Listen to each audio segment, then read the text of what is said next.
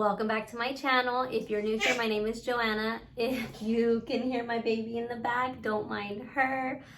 She's just not napping like her big brother is, and this is the only time I get to record. But if you're new here, I am an amputee. I am a survivor of domestic violence. I am a mom, wife, all the things. So that's what my channel mainly consists of. But today we are going to be starting part 4 of my domestic violence story.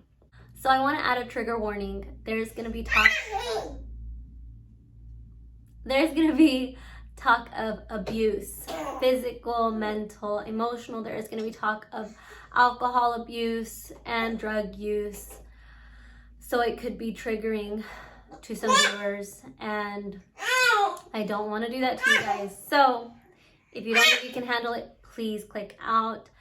But if you want to continue watching, or if you want to stick around for any of my other lighthearted videos, go ahead and subscribe, please. Share my videos, especially the domestic violence ones, because I want to spread awareness. Domestic violence is real, and it affects a lot more people than you may know. Like, subscribe, share, follow me on my Instagram. I'll link it down below. Also, I will link some domestic violence help programs, nationwide help programs, worldwide help programs. I will link a list below if you need help.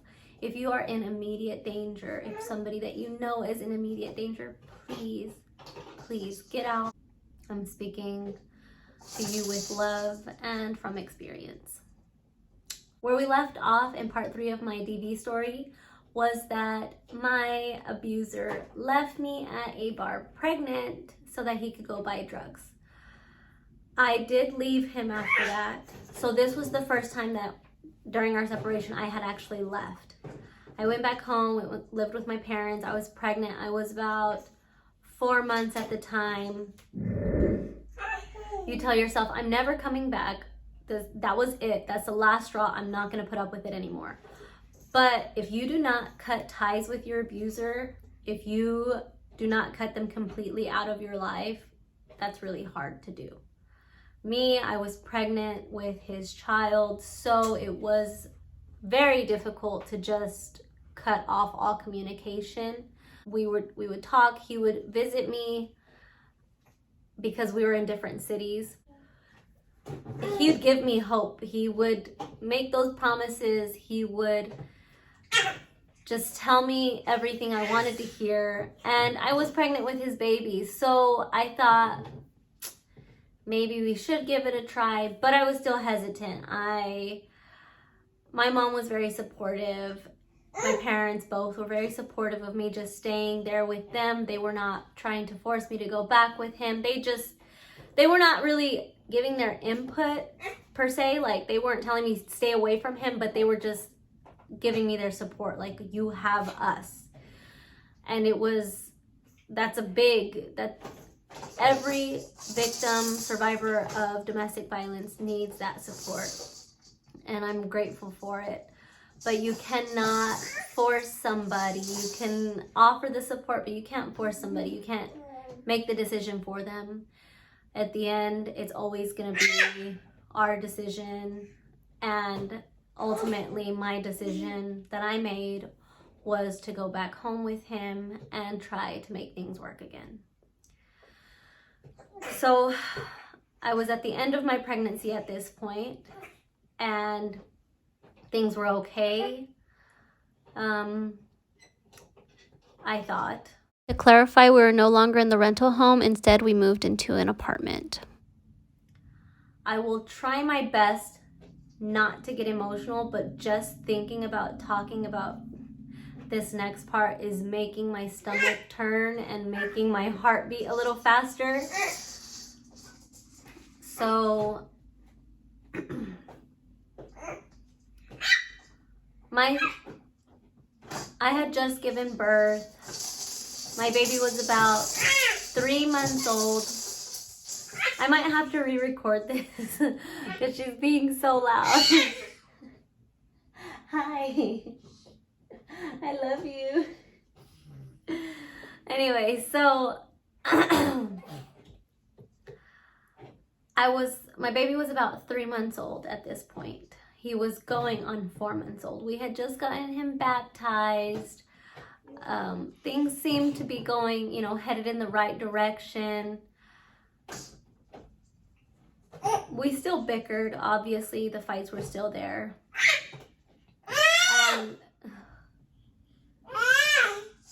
And the fear was still there that he was going to do something. Not necessarily like, I wasn't fearing for my safety yet, but I was scared of the toxicity in the environment.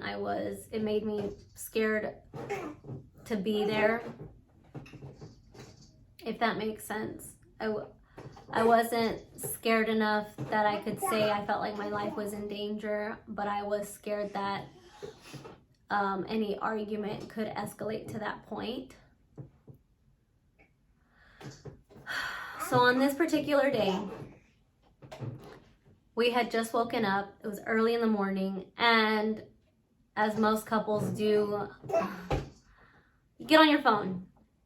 And that's what sparked the argument that started that day.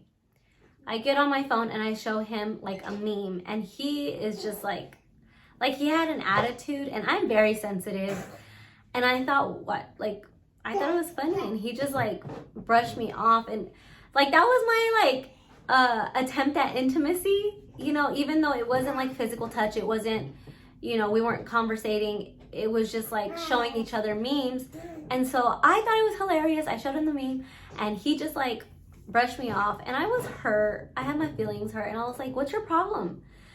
And that sparked the argument. And our arguments were always so hostile. We were always cussing at each other, always raising our voices. We could never have a civilized conversation or disagreement and talk like adults with each other. And I can take accountability in that, because he was just cussing at me. I returned the fire. It was just, and so that's what started the argument that day. And I just didn't want to be there. I didn't want to be around him. And so I took my baby. I said, I'm going to go. And he was like, whatever, go. He didn't care. So I left. I spent the day with my cousin. We had our babies, and we were gone almost the entire day. So when I come back home, my abuser is there with one of his friends, and they are obviously drunk. And I don't doubt that they're probably high, just because of what I know at this point. Then I wouldn't have assumed that he was high. I just thought he was drunk. But now that I know what he was doing during our relationship, I don't doubt that there was some drugs also involved, just because of what transpired later that night. So he was drunk, and it was just wrecking me, because we fought that morning. I wanted to come home and try to rehash things out and just end the day on a good note. And seeing him like that, I knew that wasn't gonna happen. So I had my cousin with me. While we were out, we had picked up my other little cousin, her sister, and so we all show up, and they know something is wrong, and it's just awkward. The atmosphere is just it's just not good. My abuser is being totally disrespectful and just rude to me, and I'm really trying to keep a level head and just keep my cool, not only because we have people there's company we were at an apartment, but because I didn't want to trigger him, because that was one of those things where I know when he drinks, I know how he can get, and I was scared. So everybody just kind of left. His friend left, my cousins left, and we were there alone with our baby. And we sit on the couch, and I put on a really light family film. It was a cartoon. It was an animated film. And that was really cute. I wanted to watch it with him. And he was like, I don't want to watch this shit. And he just was throwing a fit about it. And I just felt so defeated. And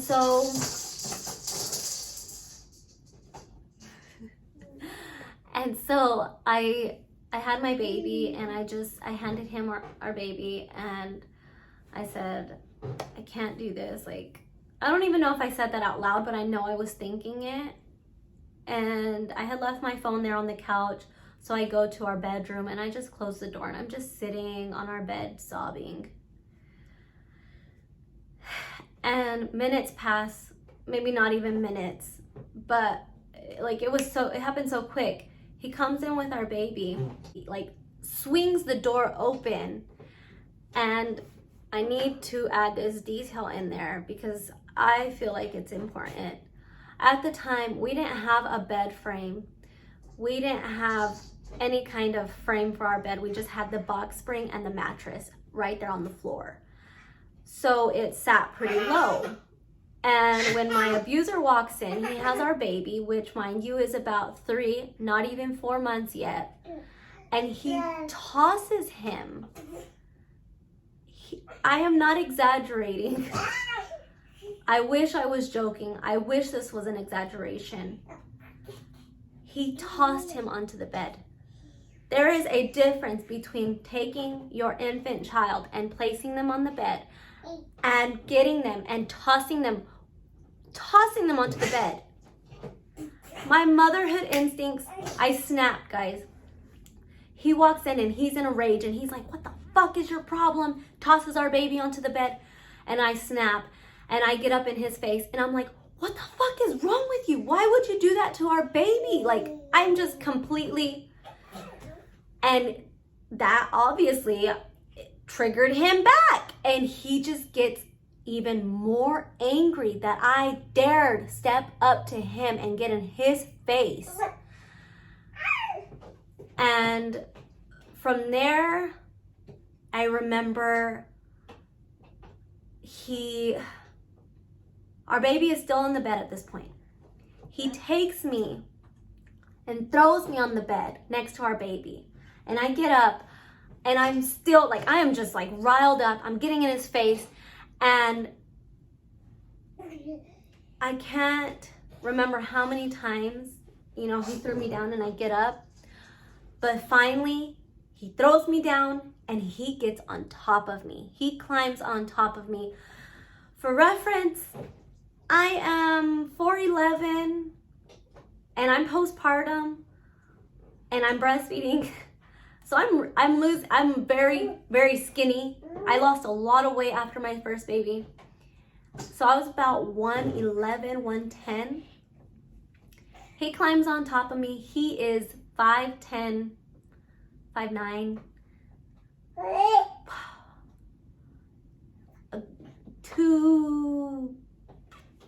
Over 250. I don't know, but he's over 200 pounds.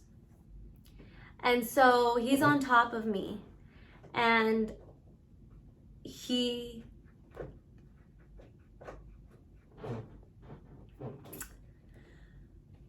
puts both hands around my neck, and I am yelling his name, get off of me, get off of me, to the point, he's choking me to the point where I cannot get my words out anymore.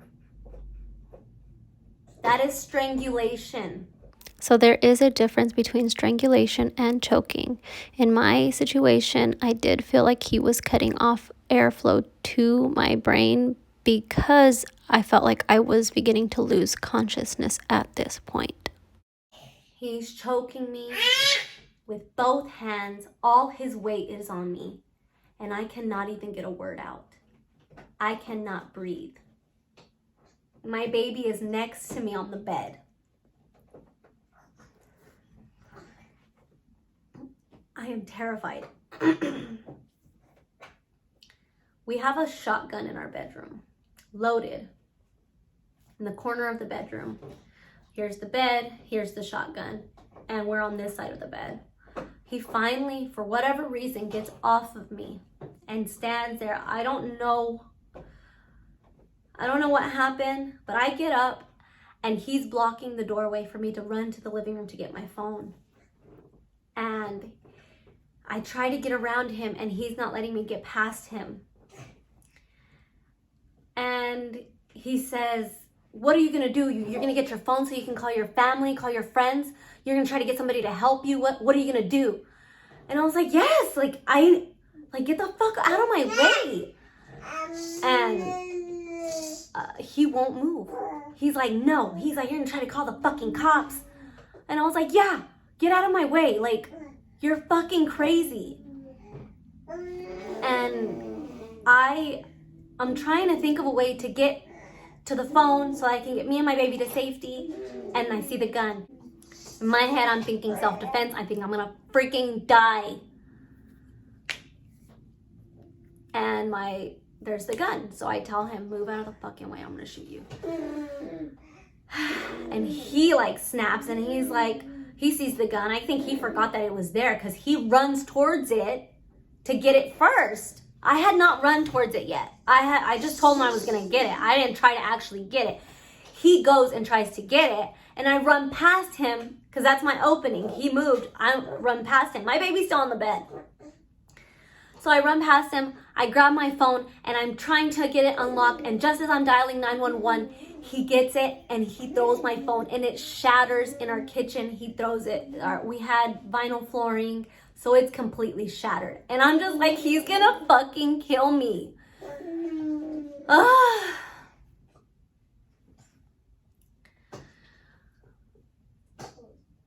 I am in survival mode at this point. And I'm gonna get so much hate for this next part of the story, because my baby's still on the bed. But I thought I was gonna die. And I knew his anger was on me. So I thought, my baby is okay. I take off, I leave the apartment, and I am running. I am screaming at the top of my lungs. This is like a horror movie. I am screaming for help. I'm banging on my neighbor's doors. Nobody will answer. My whole building, I'm downstairs. So I run to the next building, and I knock, and a couple opens the door, and they let me in.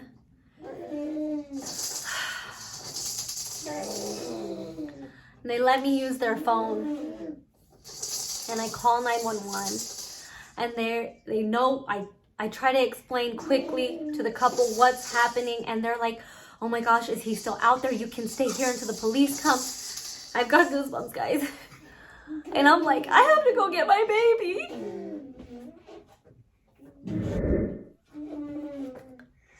I leave to go get my baby, and my abuser is leaving the apartment, and he says, you left your baby, you stupid bitch. That's our baby. But at that moment, that was my baby, according to him. And so I run into the apartment, I grab my baby, and I run back to that couple's apartment, and they let me in with my baby. And the police show up,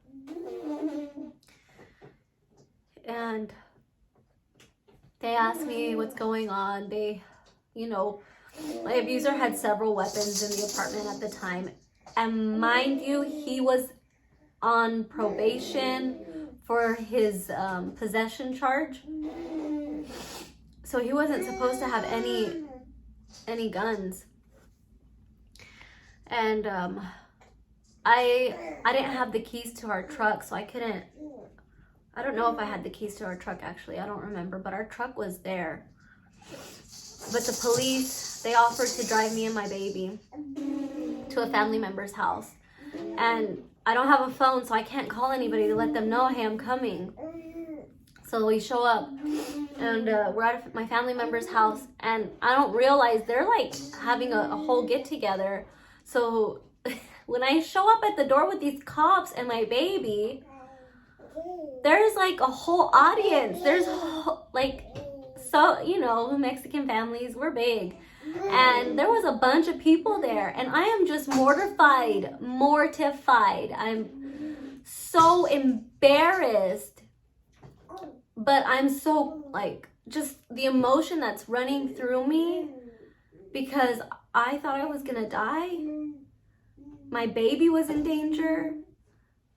I had never gone through anything as chaotic as that.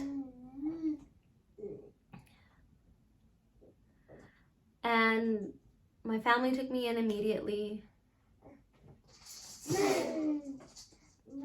And that would be the second time that I left, but not the last time.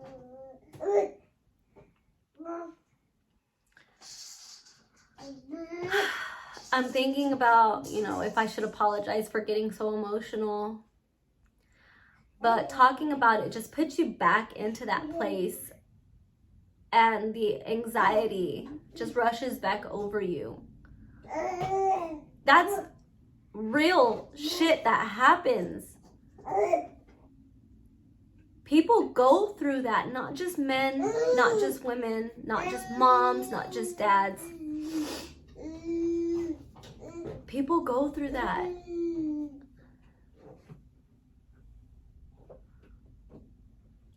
Guys, I have listed all of the examples to give y'all of what I actually lived so that you could use it as a reference and you could see that's what abuse looks like. That's what domestic violence looks like. But there's so much. I'm not going to be able to go through all of it like I had hoped, because we're already on part 4. I don't want to keep adding parts. I think by now you guys get the picture that domestic violence is not just physical abuse, but it usually starts with mental abuse, emotional abuse, financial abuse. That was the first time that I thought I was going to die. I will tell you right now, we reconciled. How, why? I'll discuss it in the next part. But when we reconciled, my abuser told me after he had run out of the apartment, he didn't leave the complex. Our unit was right across from the clubhouse, from the exercise room, and it had windows, and that's where he was hiding. So he did have the keys. That's how he got into that exercise room, because he had to have had the keys to our truck. That's why I didn't take our truck to my family. He told me he hid there and he watched the police and he watched me and he watched us get into their car and leave.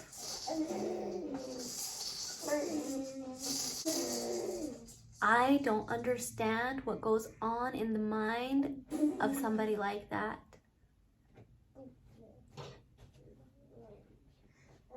His friends, like, once we reconciled, his friends just thought I was just a drama queen. And how could he get back with me when I called the cops on him? Because it wasn't a big deal what he did. It happened. That's my story. That's my truth. I thought I was going to die. But it doesn't end there. I'm hoping to wrap this series up with one last part. And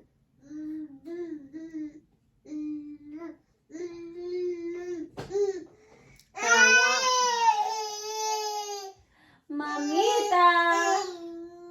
Mamita. I think she's ready for a nap. I apologize for all the baby toys sounds in the back. I'm a mom. I don't get a lot of free time to myself to record these videos. So please be understanding. Please be kind. I don't want people to feel sorry for me. I don't want people to think that I am trying to expose my abuser. Please do not direct your focus to the abuser. It is about shining a big, huge, bright light on domestic violence. It's a huge problem. Let's recognize the signs, see the red flags, get out when you can. And when you are in deep, I understand, I sympathize with you, I empathize with you. There's help though, please, please get out.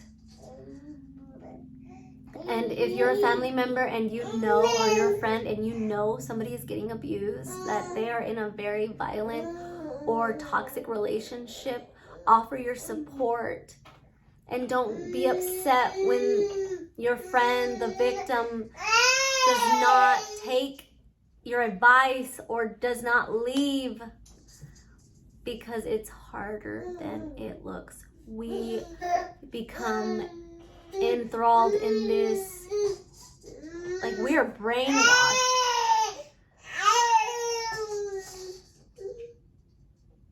Thank you for your patience.